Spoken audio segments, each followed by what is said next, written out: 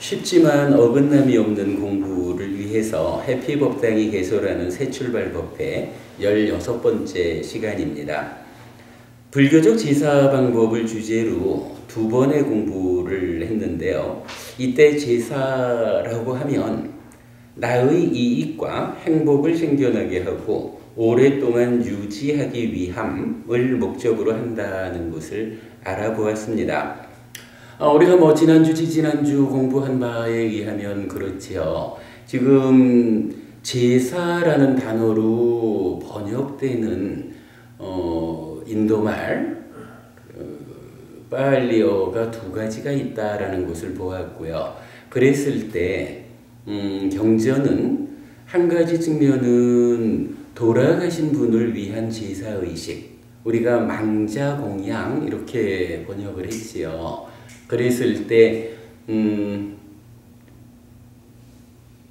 제사를 지내는 방법이 인도와 한국이 다르더라 하는 문화적 차이를 보았어요. 그랬을 때 인도에서 부처님과 대화되는 경전의 이야기로 보면 돌아가신 분을 위해서 어떻게 제사를 지냅니까? 라고 하면 인도 사람들은 그랬던 거지요. 보시를 하지요. 그러면 보시가 가지는 특성에 의해서 복이 생겨난다고요.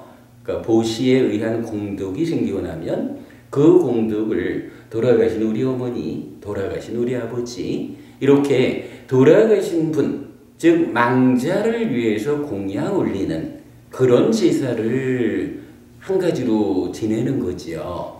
그리고는 잔우선이경이란 경전을 통해서 우리가 공부했던 거죠.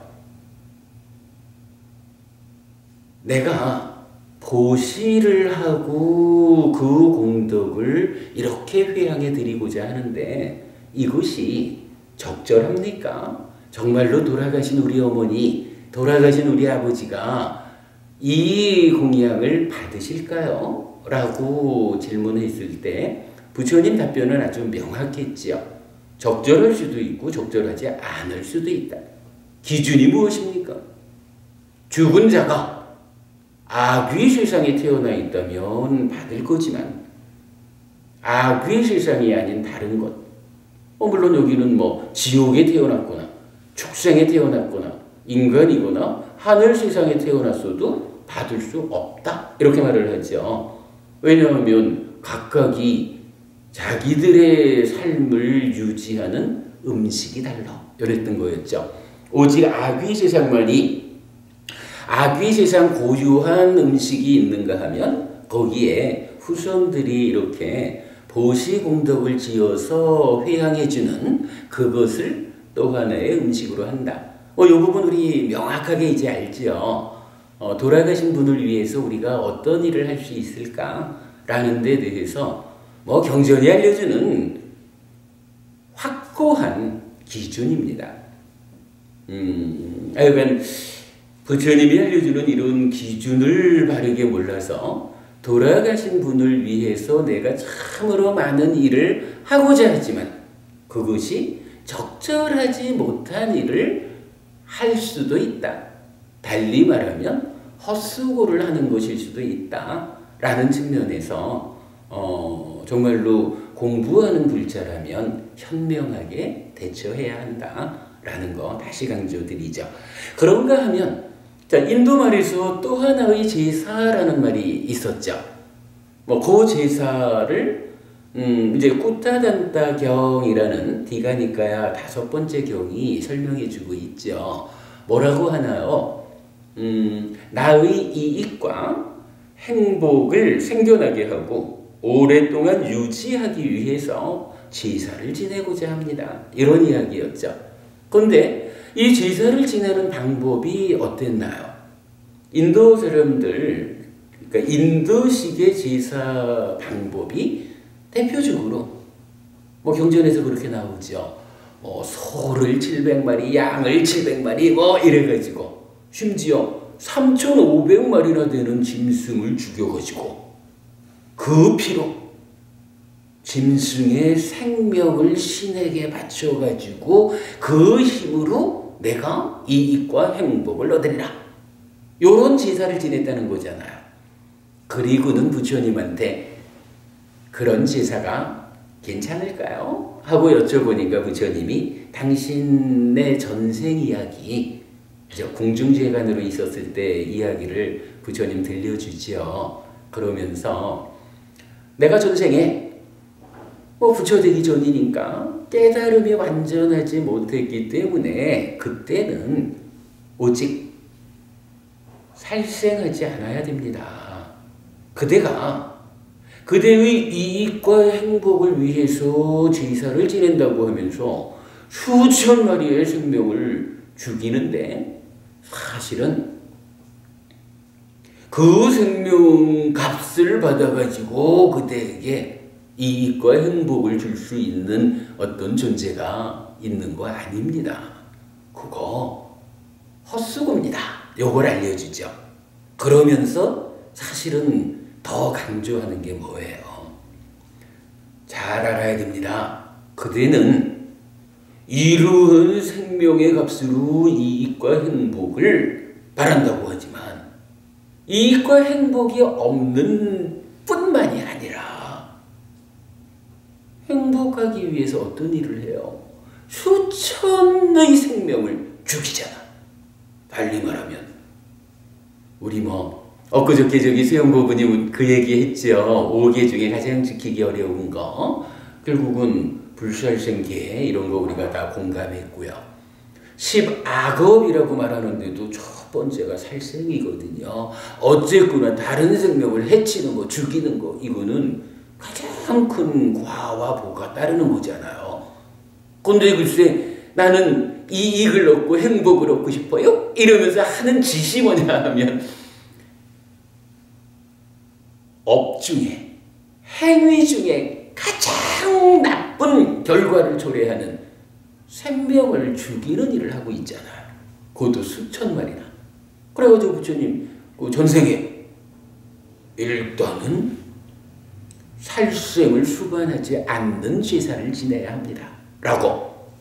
이 제사를 지내서 실제로 어떤 신이 받아가지고 복을 주는지 이건 좀 제껴두고 어쨌든 살생하는 부작용은 막아야 합니다. 살생 대신에 이제 오히려 베푸는 제사를 지내십시오. 이렇게 안내해 주는 거잖아요. 그래가지고 그 제사에 대해서 참으로 훌륭하다 이래 했는데 이제 구타난다바람은 다시 한마디를 더 하죠. 그러면 부처님 살생을 수반하지 않는 제사를 가르쳐 주신 거는 부처 되기 전이잖아요. 그저 전생 이야기니까. 그렇다면 이제 완전한 깨달음을 성취한 부처님이 되셨으니까 혹시 그보다 더 좋은, 그보다 더 훌륭한, 다시 말하면 최소의 노력으로 최대의 이익과 행복을 만드는 그런 제사가 또 있을까요? 라고 물어본 거죠. 그리고 오늘 이제 우리가 공부하려는 게 꾸타단타 경의 후반부잖아요. 부처님이 있다.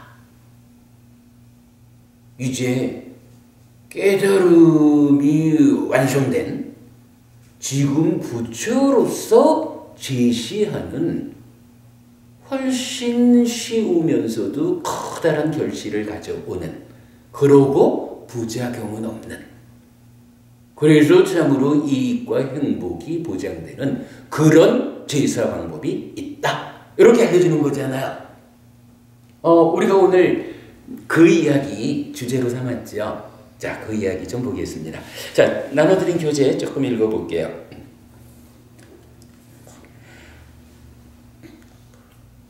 그렇다면 불교적 제사 방법은 나의 이익과 행복을 생겨나게 하고 오랫동안 유지하기 위한 불교적 방법이라는 의미가 됩니다.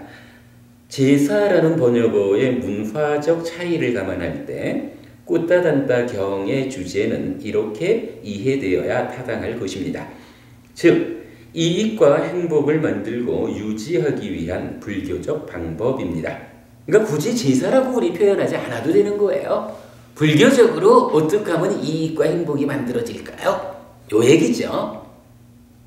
또한 이 경은 이 방법이 덜 번거롭고 덜 어려우면서도 더 많은 결실과 더 많은 이익을 주는 효율적인 방법이라는 점을 분명히 드러내주고 있습니다. 꾸타단타 경은 3가지 제사의 성취와 16가지 제사의 필수품들보다도, 요건 말은 전생 이야기인 거예요. 그것들보다도 덜 번거롭고 덜 어려우면서도 더 많은 결실과 더 많은 이익을 주는 또 다른 제사로 5가지를 지시하는데 이랬어요. 자, 오늘 공부의 주제 이렇게 정리가 된 거죠. 이제 완전한 깨달음을 실현한 부처님이 되셨으니까 전생에 불완전한 당시에 살생을 수반하지 않는 수준의 제사를 안내해 주셨다면 이제 완전한 깨달음을 실현한 부처님으로서는 어떤 법을 가르쳐 주시겠습니까? 에 대한 답변이 이제 나오는 거예요. 사실은 요 답변이 가지는 비중이 워낙 크기 때문에 우리가 지난주 요 주제를 마무리 안 하고 오늘 공부를 조금 더 해보자 이래 한 거죠. 자, 한마디로 불교 신자들이 어떻게 하면 우리 삶 가운데 이익과 행복을 그야말로 최소의 노력으로 최대의 성과를 내는 경제적인 방법으로 접근할 수 있을까? 어떤 방법이 있을까? 부처님은 어떤 것이 그런 방법이라고 가르쳐 주셨을까? 요거 보는 겁니다. 자, 첫 번째는요. 일상적인 보시라고 하는 대를 이어가는 제사 그랬어요. 그러면서 바라문이요. 계를 갖춘 출가자들을 위해서 보시하는 것이야말로 일상적인 보시라고 하는 대를 이어가는 제사이요 이랬거든요. 뭐 이렇게 본 거죠. 기본적으로 누구에게 보시할 것인가 라고 할 때 부처님 계를 갖춘 출가자, 달리 말하면 비구다운 비구에게 이런 이야기가 되겠죠. 비구다운 비구에게 보시하는 것이야말로 일상적 보시라고 하는 대를 이어가는 제사다 이랬어요. 그럼 여기서 일상적인 보시라는 거야 뭐 그냥 늘 보시하는 것이다 이렇게 알면 되겠고요. 대를 이어가는 제사다라는 이야기는 뭐예요? 바로 이러한 보시를 어떻게 하라고요? 나도 하고요. 내 아이들한테도 바로 이러한 보시를 하는 것이 너의 삶을 이익과 행복으로 향상으로 이끈다라고 가르쳐서 대를 이어서 그대의 아이들도 이런 보시를 하게 하고 그대의 손주들도 이런 보시를 하게 하고 역시 우리 부모님도 우리 할아버지 할머니도 이런 보시를 해오셔서 나에게까지 이어오셨고 뭐 이러한 대를 이어서 이런 보시를 해야 한다라고 알려주는 거죠. 어찌 보면 뭐 어려운 거 아니에요. 우리가 그간 공부했듯이 보시에 대해서도 2가지로 보았죠. 왜, 어떻게, 왜 보시해야 합니까? 라고 하면 한마디로 보시라는 건 특성이 뭐예요? 보시 받은 자에게 생겨나는 어떤 효과가 그대로 나에게도 와서 쌓이는 보시의 공덕이라는 게 있잖아요. 내가 참으로 행복해지고자 하면 보시를 통해서 누군가에게 행복을 만들어주면 그 행복이 그대로 나한테도 와서 쌓인다는 거 아니에요. 이게 복이고 공덕이잖아요. 보시해야 되는 이유 그거죠. 해경법원이 우리 참 그 얘기 많이 했네요. 보시 그냥 아무 생각 없이 하는 거죠. 이 보시 무주성 보시가 얼마나 멋있나요? 그러나 이건 우리 경전에서 보면 이러한 보시 중에 최후에 제시되는 그야말로 우리 수준에서 쳐다보기 어려운 아주 높은 경지에 서설해지는 보시죠. 우리가 마치 초등학생이 박사과정 공부를 하겠다라는 식으로 보시요? 뭐 무주상보시라는데 거기에 뭐 무슨 뭐 과와보를 생각하고 이렇게 접근하는 거 아니지요. 분명히 왜 보시하는가라는 데 대해서 명확히 알아야 돼요. 경전도 분명히 이 보시가 어떤 과가 있는지를 주목하고 있죠. 그런가 하면 어떻게 라고 하는 측면에서도 이 보시 두 가지로 봤죠. 누구에게 보시해야 합니까? 참으로 믿음이 가는, 내가 정말로 믿음을 일으키는 그런 분에게 보시해야 합니다. 누구에게 하는 보시가 결정적이죠. 누구에게 하는 보시가 공덕이 큽니까? 이 질문에 대해서 부처님은 분명히 아라한이거나 아라한을 향해서 나아가는 탐진치를 소멸했거나 소멸하는 이런 수행자, 이런 성자들에게 보시하는 것이 참으로 공덕이 크다. 이렇게 알려주는 거잖아요. 우리 보시에 대해서 하여간 불교 신자가 정말 놓치지 않아야 되는 내용이죠. 그러니까 여기서도 하여간 이제 5가지로 제사 방법을 알려주면서 첫 마디가 그거잖아요. 계를 갖춘 출가자들을 위해서 보시하는 것이 일상적인 보시라고 하는 대를 이어가는 제사다. 이렇게 알려지죠. 자, 이제 두 번째는 뭔가요? 사방승가. 그러니까 특정 사원에 머무는 스님들이 아니라 사방팔방에서 모여든 스님들을 위해 승원을 짓는다. 요 얘기는 우리가 반복합니다. 우리 새출발법회 첫날 제가 여러분 그렇게 여쭸던 거, 혹시 법부님 중에 해피 스님 신자하러 오신 분 계시나요? 이럴 때 아무도 손을 안 들어주셨다. 왜? 우리 법부님들은 현명하다.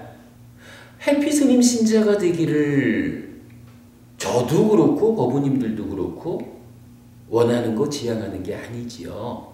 오직 불교 신자로서 부처님의 신자가 되어서 부처님 가르침에 투철할 때 내 삶이 바르게 형성하는 거거든요. 이거 그냥 정말로 우리 스님이 잘하는지 못하는지 따져보지도 않고 그저 우리 스님, 나는 우리 스님 신자야 이래가지고 가다 보면 자칫 맹목적으로 갈 수 있고 뒤에 가서 크게 후회하는 일도 생길 수 있다. 우리 그 부분 명확히 해야 되죠. 바르게 공부해서 참으로 스승이신 부처님이 안내하는 그러한 공부로서, 그러한 삶을 살아냄으로써 나의 삶이 향상해야 한다. 이거죠. 그래서 지금 두 번째도 어떤 특정 스님, 특정 사원의 스님 이렇게 말하지 않는 거예요. 부처님 공부를 바르게 해나가는 모든 비구들이, 비구들도 움직여야 되잖아요. 그러한 비구들이 예를 들어서 부산에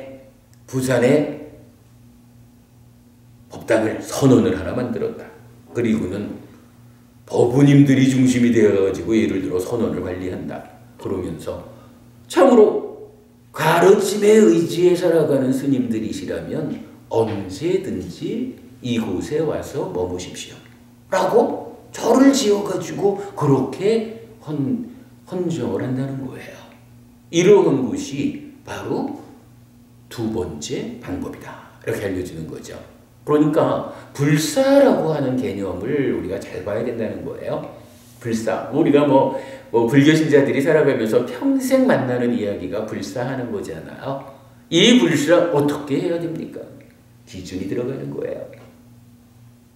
보시와 같은 거죠.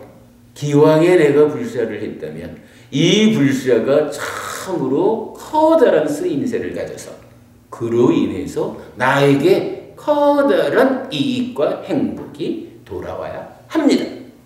이 개념 놓치지 않아야 됩니다. 네. 그 다음에 세 번째로 가죠. 삼보의 귀의함 이랬어요. 바람은요, 깨끗한 마음으로 부처님께 귀의하고 법에 귀의하고 승가에 귀의하는 것이요. 이거야 말할 것도 없죠. 기본적으로 의경 법부님께서 이제 아직까지 절에 다니기 전이었다. 그런데 법부님이 참으로 내가 올바른 가르침을 만나서 행복해져야겠다. 이렇게 생각을 하셨다면 첫 번째로 해야 되는 일이 뭘까요? 아무래도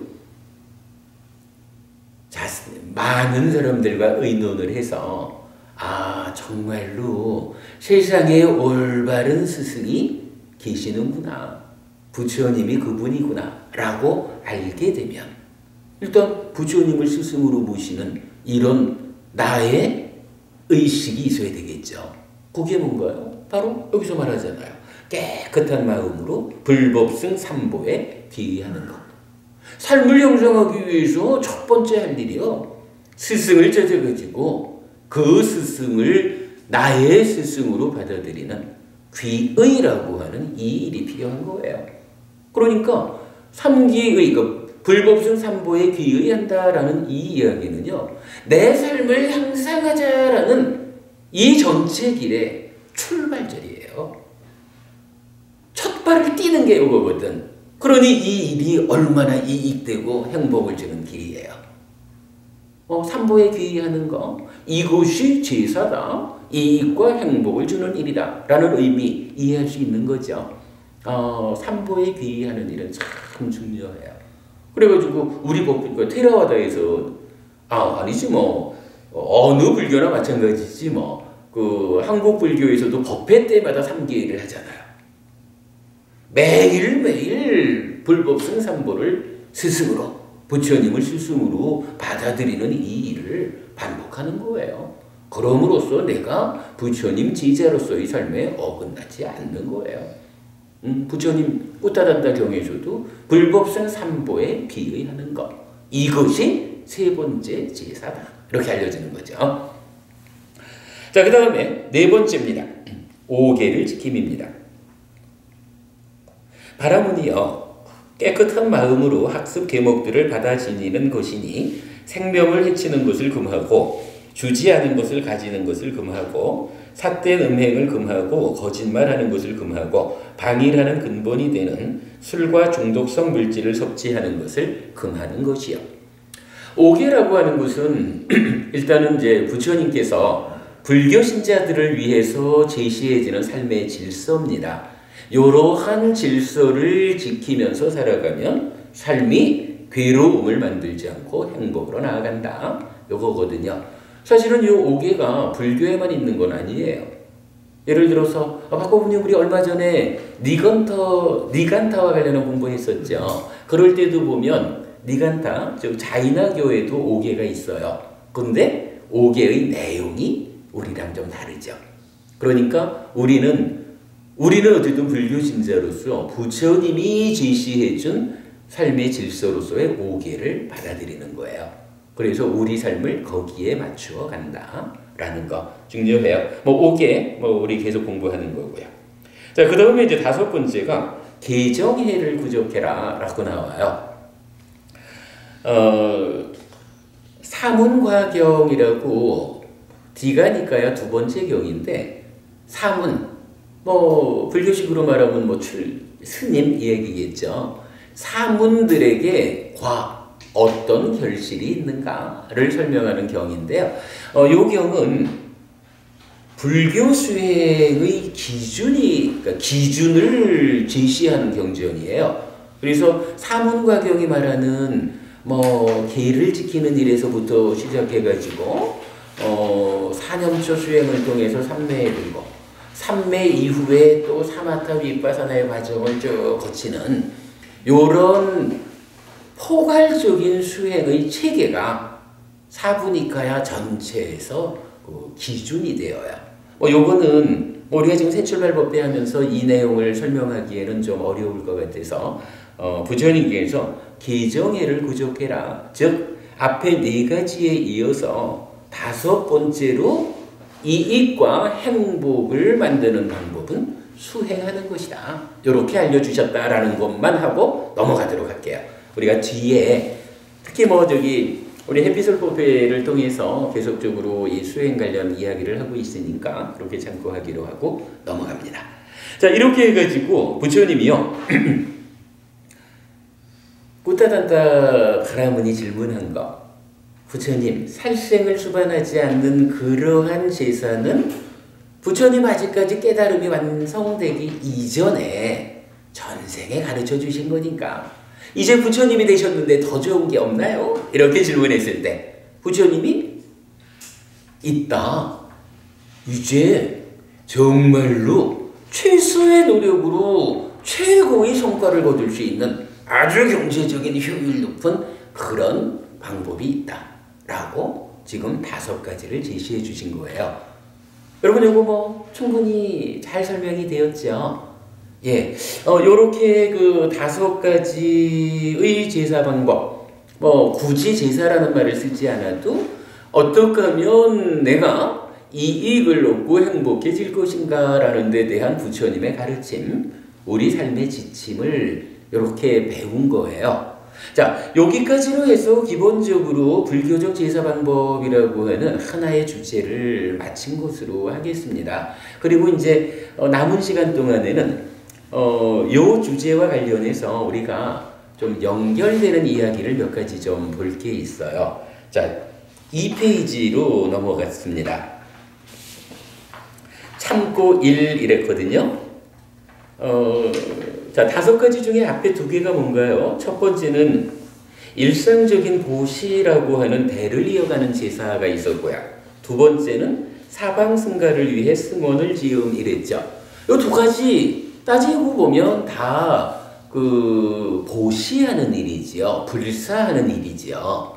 이 2가지가 연결된 상태로 사실은 좀 특별한 경전 하나를 소개해 드리려고 해요.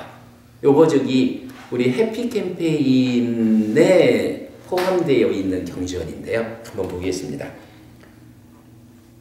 안구따라 니까야 5의 모음에 속한 경인데 천함경이에요. 비구들이여 5가지 법을 갖춘 남자 신도는 천한 신도요, 때 묻은 신도요, 저열한 신도다. 불교 신자에게는 안 돼. 어떤 5가지로 살아간다면 좀 수준 낮은 신자요. 이렇게 말하시는 거죠. 무엇이 5인가? 첫째, 믿음이 없고, 둘째, 계행이 나쁘고, 셋째, 현혹하는 행위를 하고. 현혹한다라는 말 설명 안 해도 되죠. 살아가면서 이 사람 저 사람한테 괜히 엉뚱한 얘기로 조금 뭐 사기치는 비슷한 뭐 이런 거겠죠. 그리고 4번째, 요행으로 접근하지 않고 요행으로 접근하지 업으로 접근하지 않으면. 요건 뭐예요? 살아가면서 어떤 상황이 만나지면 사실은 우리가 불교 신자라면 어떻게 해야 돼요? 참으로 업인과보, 행위가 가지는 과와보의 법칙성이 있어서 내가 어떠한 상황을 맞닥뜨렸을 때 이러한 상황을 잘 극복하고 개선하기 위해서는 조건을 잘 들여다보는 적절한 행위, 적절한 업을 통해서 극복해야 되는구나. 이렇게 해야 불교 신자겠죠.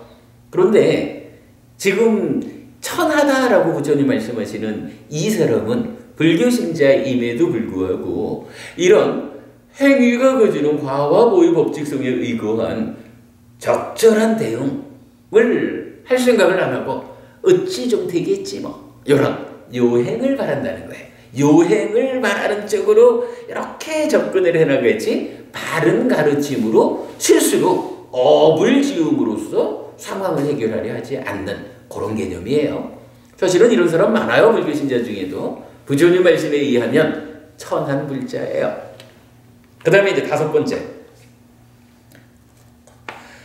외부에서 보시받을 만한 사람을 찾지 않고 이 교법에 먼저 보시 등을 한다 이랬어요. 아닌데? 이거 밑에 거 읽었네. 다시 위로 올라가서 외부에서 보시받을 만한 사람을 찾아 거기에 먼저 보시 등을 한다 이랬어요. 이게 뭔가요? 해경부모님, 기본적으로 보시라는 것은 좋은 일이지요. 뭐 보시를 하면 어쨌거나 상대방에게 생겨난 만큼의 효과가 나한테 와서 쌓인다고요. 그거 복이고 공덕이잖아요.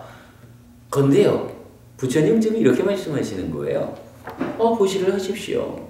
그런데 이 보시를 기왕이면 교법 안에서, 교단 안에서, 앞에서도 보았지만 이 보시 어떻게 하라고요? 계를 잘 지키는 스님들에게 보시한다거나, 아니면 교단에 보시하는 일을 통해서 교단이 힘을 가져가지고 우리 사회에 부처님 가르침의 이름으로 사회에 필요한 어떤 일을 할 수가 있잖아요. 근데 지금 어떤 불교 신자는 그렇게 안 한다는 거야. 보시를 하는 것까지는 좋은데 이 보시를 어떻게 해? 밖에서 찾는 거예요. 제가 이게 좀 신뢰되는 말인지 몰라요. 좀 조심스럽지만 그냥 말하자면, 제가 출가 전에 라이언스, 로타리 이런 활동을 이제 조금 저도 좀 했죠. 그때 보니까요, 라이언스, 로타리 이쪽은 회장을 한번 하려면요 1년에 몇 천만 원 정도는 기본으로 돈을 써야 돼요. 당연히 몇 천만 원은 돈을 쓴다라는 생각을 갖고 회장을 맡는 거예요. 그런데요, 그게 좀 애매하더라고요. 함께 절에 다니는 우리 불교 신자가 저와 함께 그 불교 활동을 하던 어떤 법우님이, 그분이 그때 라이온스 회장을 맡았어. 라이온스가 가지고 수천만 원을 돈을 쓰는데 우리 법회를 위해서, 불교 발전을 위해서는 잘 손이 안 가더라고요. 그거 거꾸로 되면 참 좋겠던데. 로타리나 라이온스도 중요한 일을 하지만 불교 신자의 입장에서는요, 그래도 불교가 무언가 이 사회에 가르침을 전달하고 우리 사회를 안전하고 평화롭게 만들기 위한 조건을 갖춰야 되잖아요. 기왕이면 불교 신자가 어디에 먼저 보시를 해야 될까? 이런 부분을 생각할 수 있거든요. 근데 출가해서 공부를 하다 보니까 천함경이 딱 그 얘기를 해주네요. 불교 신자 중에 보시라는 것은 좋은 거지만 이 보시를 밖에서 보시받을 사람을 찾아서 보시를 해. 요거 그래도 보시를 하니까 안 하는 것보다는 훨씬 좋은 일이지만, 그러나 불교 신자의 입장에서 보면 천한 신자야. 부처님은 이렇게 말씀하시거든요. 자, 비구들이요, 이러한 5가지 법을 갖춘 남자 신도는 천한 신도요, 때 묻은 신도요, 저열한 신도다라고 했어요. 비구들이요, 5가지 법을 갖춘 남자 신도는 보물 같은 신도요, 홍련 같은 신도요, 백년 같은 신도다. 무언가 이런 표현이 좋죠. 일단 보물 같은 신자라는 거요. 백년, 홍련, 이건 뭐예요? 불교를 상징하는 연꽃에 대해서 지금 말하고 있죠. 무엇이 5인가? 첫째, 믿음이 있어요. 둘째, 계를 잘 지켜요. 셋째, 현혹하는 행위하지 않아요. 요거 아까 설명드린 거. 넷째, 업으로 접근하지 요행으로 접근하지 않아요. 사는 가운데 맞닥뜨려지는 다양한 상황에 대해서 참으로 행위가 가지는 과와 보의 법칙성, 어빈과보 또는 어빈과보 3세 윤회라고 하는 이러한 삶에 대한 바른 시각을 가지고 조건을 관찰하는 가운데 적절히 대응해가는, 이게 불교신자의 삶이잖아요. 요거 어찌 좀 되는 방법이 없을까? 라고 요행으로 접근하지 않는다는 거예요. 앞에서 봤지만 요행으로 접근하는 이런 사람들은 불교신자라 해도 천한 신자인 거예요. 그러나 이제 요행으로 접근하지 않고 업으로 접근하는 이러한 신자를 부처님은 보물 같은 신자다, 이렇게 알려주는 거죠. 우리 법회에서도 많이 말하는 거지만 행위가 가지는 과와 보의 법칙성, 대표적으로 10선업을 지으면 행복이 따르고 10악업을 지으면 괴로움이 따른다. 그 뿌리에 마음심자, 찢다라고 하는 마음이 있다. 탐진치가 이 찢다를 오염시키면 시박업을 지어서 괴로움을 만들고, 탐진치를 잘 제어해서 찢다가 마음 심자 요 마음이 청정해지면 십선업을 지어서 행복을 만든다. 그러므로 이곳이 불교 신자가 살아가는 방법이다. 사실은 요거 칠불통계 중에 두 번째 제약막작 중선봉행 자정기심 시제불교 요 가르침이기도 하죠. 바로 어떠한 상황이든 간에 이러한 업을 바르게 보는, 내가 업을 바르게 지음으로써 극복하자라는 이러한 접근을 하는 사람이 보물 같은 불교 신자다라고 부처님 말씀해 주시죠. 주목해야 됩니다. 그리고 다섯 번째, 외부에서 보시받을 만한 사람을 찾지 않고 이 교법에 먼저 보시등을 한다. 이건 충분히 설명된 거죠. 어디에 보시해야 합니까? 어디에 하는 보시가 참으로 공덕이 큽니까? 이럴 때 불교 신자라면 정말로 내가 불교 신자로서 부처님 가르침에 따라서 삶을 형성하리라 라고 하는 확실한 믿음이 있는 사람이라면 정말로 어디에 보시할 것인가? 내가 보시하는 이만큼의 힘이 우리 사회의 어느 곳에 쓰여가지고 어떤 사회를 만드는데 기여할 것인가? 잘 생각해야 되죠. 그러고 보니까 지경법부님 정말 그렇네요. 지난주에 찾아가셨던 복주머니요. 사실 동전을 생길 때마다 모아가지고 복주머니를 채워가지고 법당에 보시를 하셨을 때 글쎄 그 돈이 뭐 얼마나 큰지 작은지 몰라도 그래도 나의 일상의 삶에서 요만큼 잘 아끼고 모은 것을 부처님 전에 보시하는 이런 거 제가 볼 때는 참으로 훌륭한 보시다라고 생각이 들고요. 우리가 하여간 보시하는 삶을 살아야 하고요. 보시하는 삶을 그 가운데서 어떻게 해야 합니까?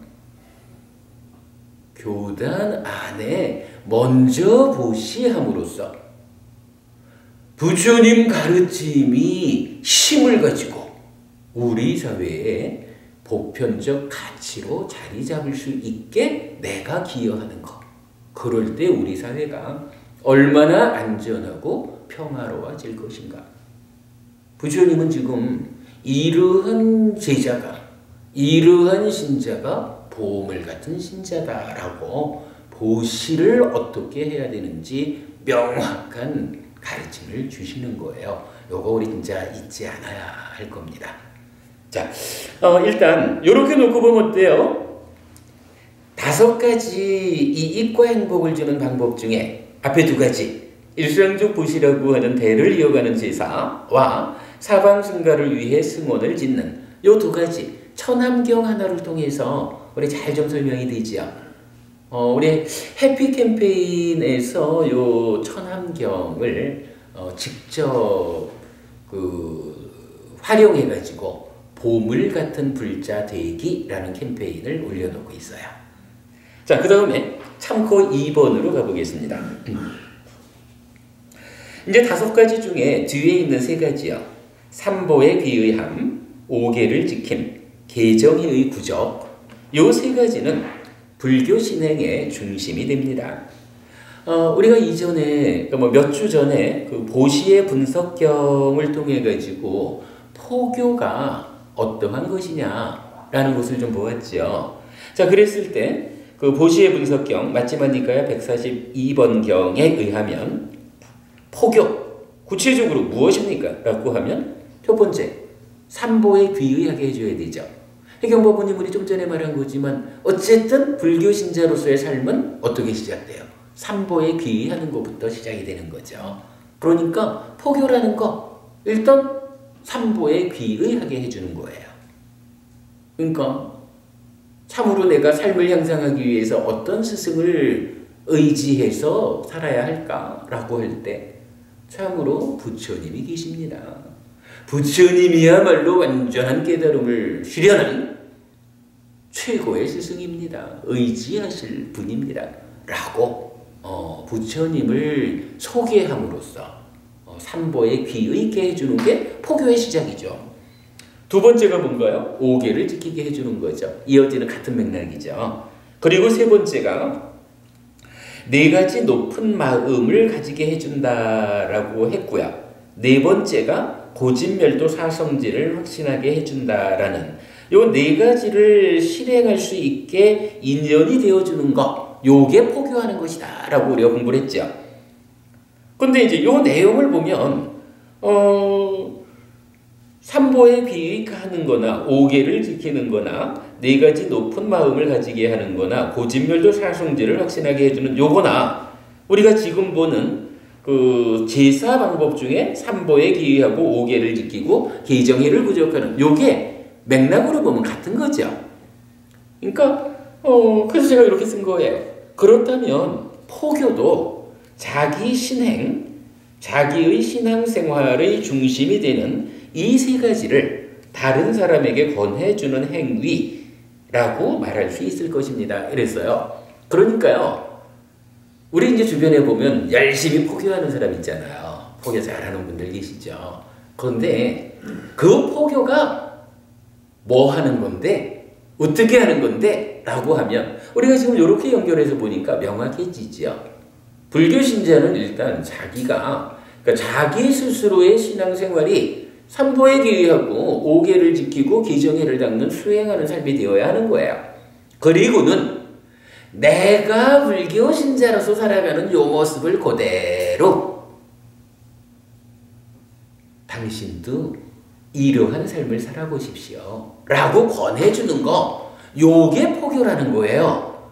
나는 그렇게 살지 않으면서 당신은 그렇게 살아봐 라고 말해가지고는 이게 포교가 잘 안 되는 거죠. 제가 방금 그렇게 적은 겁니다. 자기 신행의 중심이 되는 이 세 가지를 다른 사람에게 권해주는 행위라고 말할 수 있을 것이다. 이게 좀 여러분 공감하시죠?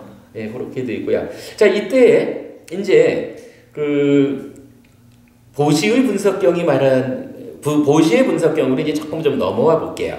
여기서 세 번째 네 가지 높은 마음 이랬어요. 불법성에 대한 아주 정확함과 계를 지님 이랬거든요. 자, 요걸 좀 보려고 합니다. 자, 2페이지 제일 밑에 단락입니다. 이때 삼보에 귀의하는 것과 불법성에 대한 아주 정확함은 연결된 의미입니다. 자, 네 가지 높은 마음이라는 게 뭐냐면 불법성 삼보에 대해서 아주 정확함을 가져라. 그리고 계를 지녀라 이러거든요. 불법성 삼보에 대한 아주 정확함이라는 거하고 삼보에 귀의하는 거하고 어찌 보면 연결된 거잖아요. 하나 같기도 하거든요. 그 부분 좀 보자는 겁니다. 우선은 믿음을 가지고 귀의해야 하지만 귀의한 이후에는 아주 정확하게 신행을 해야 한다는 의미인 것입니다. 그랬어요. 법의 거울의 법문이라고 제가 가로를 쳐놨는데 여러분 오늘 드린 자료 중에 맨 뒤에 5페이지, 6페이지에 보면요. 제가 법의 거울, 법경에 대한 법문에서 대반 열반경 중에 한 단락을 저기 타자쳐 드렸거든요. 부처님께서 불법성 삼보에 대한 아주 정확함과 계를 지닌다라고 하는 것은 무엇냐라고 하면 거울을 들여다보는 것과 같다라는 거예요. 여러분 내 모양이 지금 어떻지? 라고 확인하려면 어때요? 거울을 보면 뭐 내가 이쁘게 꾸몄네? 조금 더럽네? 알잖아요. 마찬가지 법에 대해서 내가 불교 신자로서의 삶을 올바르게 살고 있을까? 라는 부분도 때때로 확인해야 되겠죠. 그럴 때 거울이 필요하다는 거예요. 근데 그 거울이 어떤 것이냐? 라고 하니까 부처님 법의 거울 이렇게 말씀을 하시는데 그 법의 거울의 내용이 바로 지금 여기서 말하는 자, 우선은 믿음을 가지고 귀의해야 돼요. 불법승 삼보, 삼기의죠. 귀의하고 나면 이제 거울에 비춰봐야 되는 거예요. 귀의한 이후에는 아주 정확하게 신행을 해야 한다 라는 것으로 불법승에 대한 아주 정확함을 말하고 있거든요. 자, 이제 다시 3페이지로 넘어가겠습니다. 그러니까요, 저 5페이지, 6페이지에 있는 법의 거울에 대한 본문 여러분 참고하셔요. 그리고 3페이지 와서 자칫 삼보에 귀의하고 믿음을 가지지만 부처님이 알려주신 삼보와 다른 삼보를 설정하여 거기에 귀의하고 거기에 믿음을 가지면 불교 신자로서의 올바른 신행이 되지 않기 때문입니다 라고 했어요. 무슨 얘기인가요?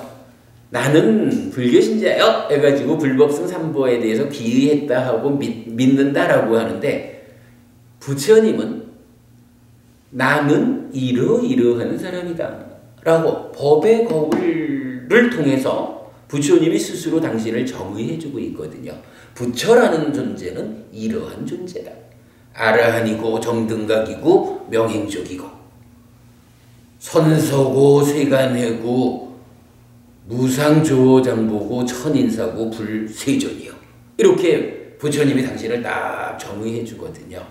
또 그 가르침에 대해서도 이러하다라고 딱 정의해 주고 있는데 부처님이 정의해 주는 부처님의 모습, 가르침의 모습하고는 전혀 딴 길로 가면서 나는 불교신자요 삼보에 귀의했어 라고 말하면 그러한 삶이 참으로 올바른 신행이 되지 못할 것이다 라는 것 때문에 부처님은 삼보에 귀의한 이후에 불법승 삼보에 대한 아주 정확함을 갖춰야 한다 이렇게 알려주거든요.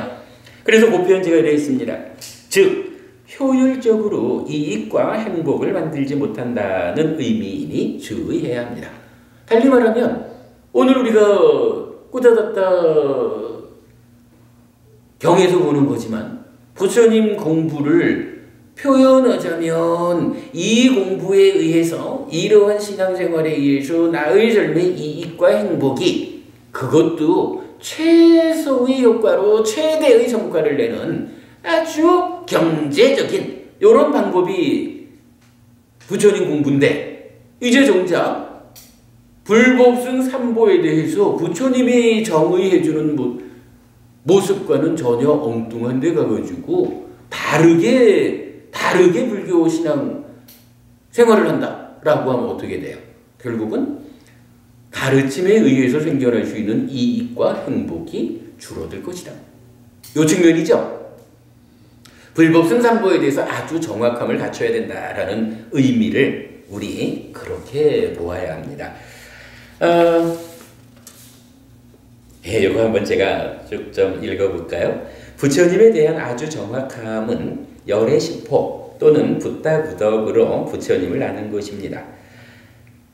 이티피소 바가와 아라항 삼마 삼붓도 위짜짜라나 삼판노 수가또 로까위두 아누따로 뿌리사담마사라티 사타데와 마누사낭 붓도 바가와띠 빨리 원어지요. 그분 부처님은 모든 번뇌 떠나신 분 아라한, 스스로 완전한 깨달음을 이루신 분 정등각, 지혜 덕행 두루 함께 갖추신 분 명행적, 진리의 길 보이신 분 선서, 세상 일을 모두 훤히 아시는 분 세간해, 어리석은 이도 잘 이끄시는 위없는 분 무상조어장부, 모든 천상과 인간의 스승 천인사, 깨달으신 분 불, 존귀하신 분 세존입니다. 이렇게 요게 부처님이 자기를 정의해주는 부처님의 모습이에요. 부처님을 우리가 요렇게 알고 따라가야 효율적으로 이익과 행복을 만든다라는 겁니다. 법에 대한 아주 정확함은 법의 정형구에 따라 가르침을 이해하는 것입니다. 스와카토 바가왔다 담모 산디티코 아칼리코 에히파시코 파네이코 빠짜땅 외디따뽀 윈유히띠. 부처님에 의해 잘 설해진 담마는 스스로 보여지는 것이고 시간을 넘어선 것이고 와서 보라는 것이며 니빠나 열반으로 이끌고 지혜로운 이에게 개별적으로 알려지는 것입니다. 부처님 가르침 이런 기준으로 우리가 보아야 됩니다. 뒤에 상세히 공부하겠습니다. 승에 대한 아주 정확함은 이렇게 정의됩니다. 수파티판노 바가와토 사와카 상고 우주파티판노 바가와토 사와카 상고 냐야파티판노 바가와토 사와카 상고 사미치파티판노 바가와토 사와카 상고 야디당 짜따리 뿌리사 유가니 아타 뿌리사 뿌깔라 에사 바가와토 사와카 상고 아후네요 파후네요 다키네요 안잘리칼라니요 아누타랑 분야케땅 로카사티. 진지하게 수행하는 부처님의 제자들인 상가, 정확하게 수행하는 부처님의 제자들인 상가, 올바르게 수행하는 부처님의 제자들인 상가, 여법하게 수행하는 부처님의 제자들인 상가.